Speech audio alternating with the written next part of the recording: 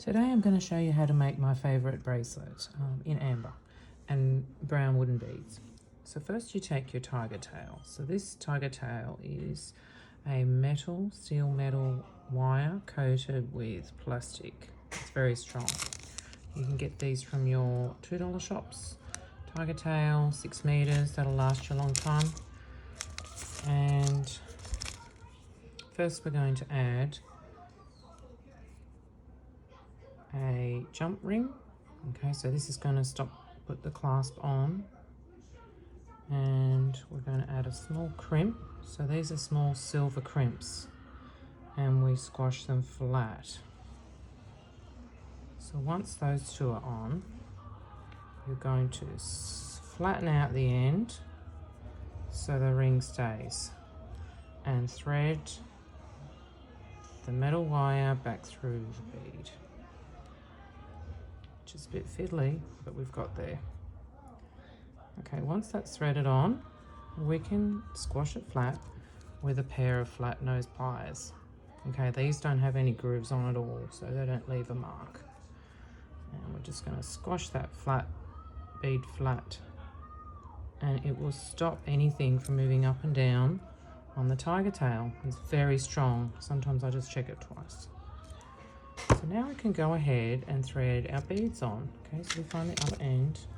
I have all my beads ready, so I know I need 15 small beads, and I'll need 22 pieces of amber going from small through to middle and to small again. And then at the other end, we'll have 15 small wooden beads all ready to go.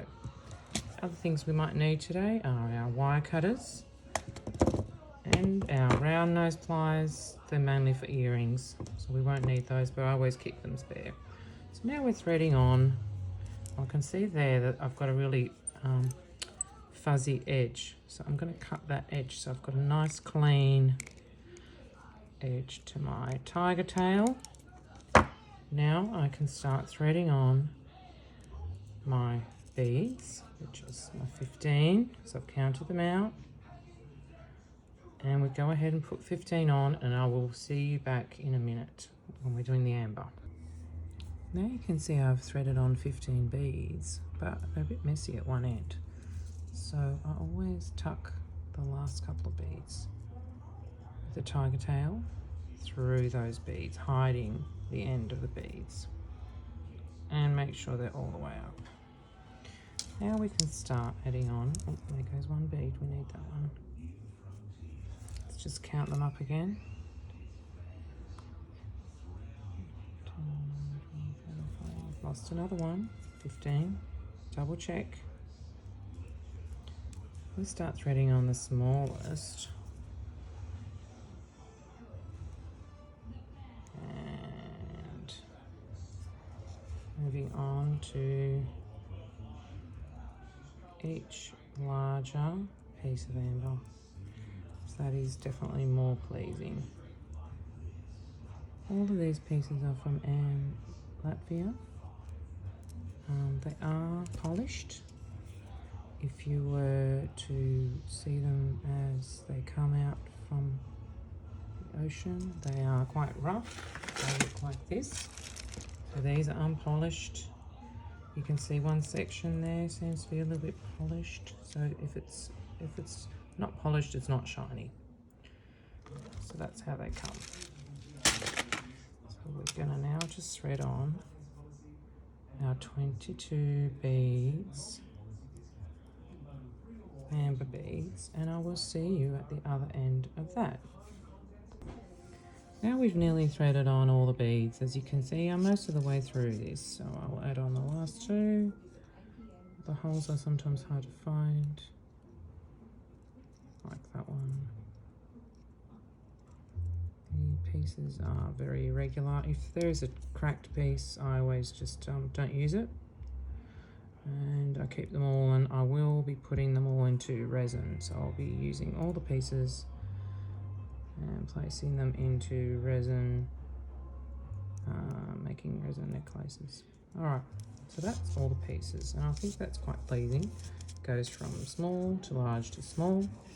I will start adding my small wooden beads again, all 15 of them.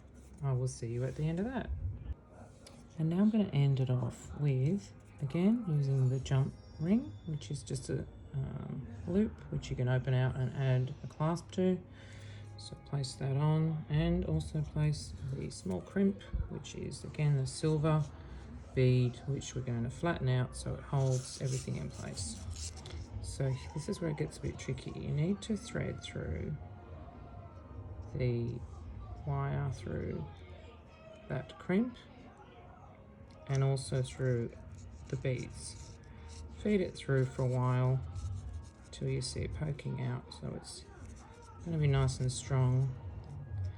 And then check that you have pulled all the wire all the way through. Now there's nothing worse than finding that you've left the wrong length and the wire is not pulled all the way through. So now we have checked wires through both ends, looks good.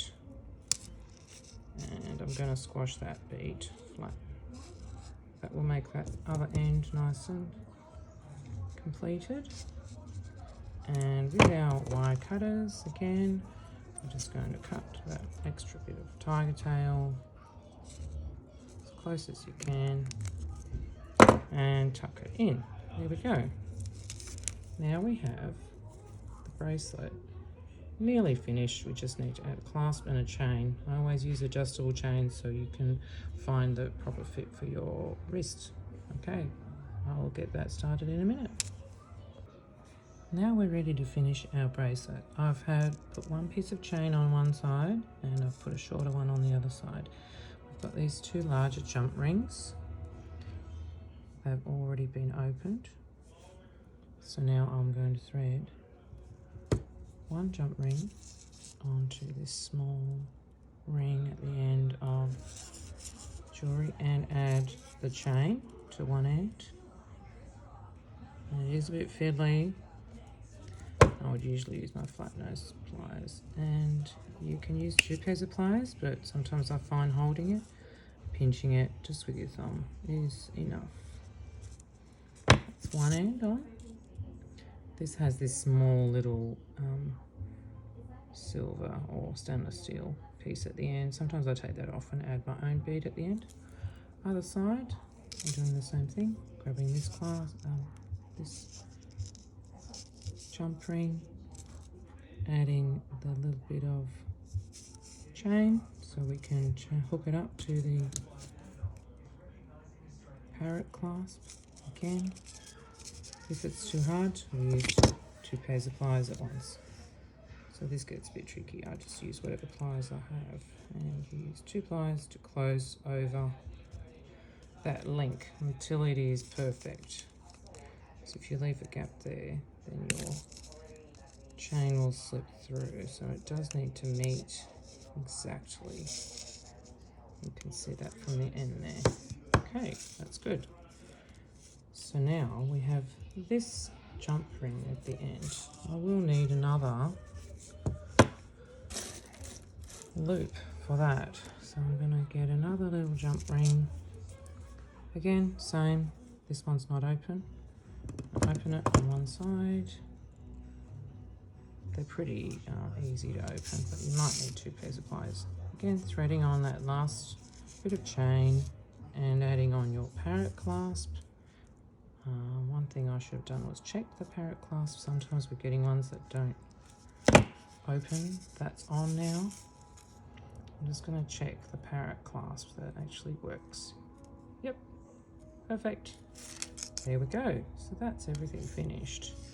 I'm just going to do it up, and you can adjust to your hand or arm, placing the chain wherever on that you would like.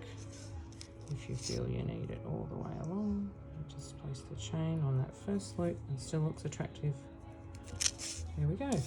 That is a completed bracelet, and didn't take that long. Thank you.